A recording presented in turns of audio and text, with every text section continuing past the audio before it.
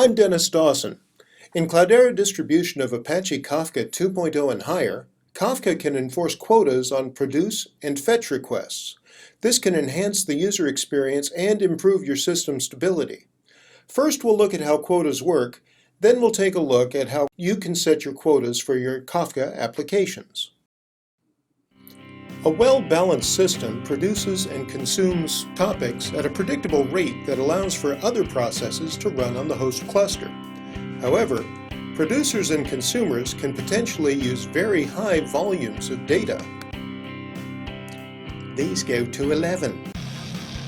High usage from producers and consumers can monopolize broker resources, cause network saturation, and generally deny service to other clients and the brokers themselves.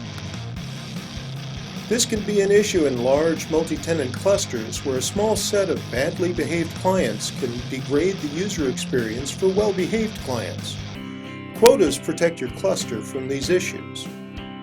Quotas, in effect, throttle the throughput to prevent Kafka from overwhelming the host.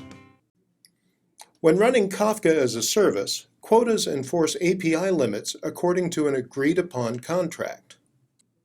By default, each unique client ID receives a fixed quota in bytes per second. This quota is defined on a per-broker basis. Each client can publish or fetch a maximum of X bytes per second per broker before it gets throttled.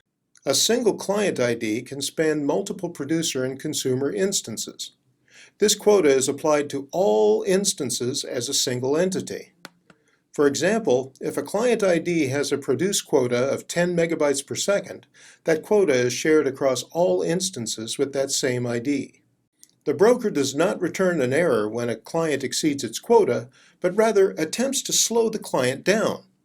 The broker computes the amount of delay needed to bring a client under its quota and delays the response for that amount of time. This approach keeps the quota violation transparent to clients. This also keeps clients from having to implement any kind of special back-off or retry behavior. By default, each client ID receives an unlimited quota. You can override the default quota. For example, these configuration instructions set the default quota per producer and consumer client ID to 10 megabytes per second. To set quotas using Cloudera Manager, open the Kafka configuration page and search for quota.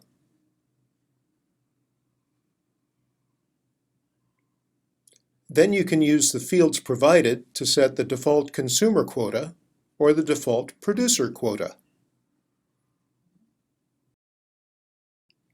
Adjusting quotas for your producers and consumers ensures that you get maximum throughput without interfering with the many other important services provided by your CDH implementation.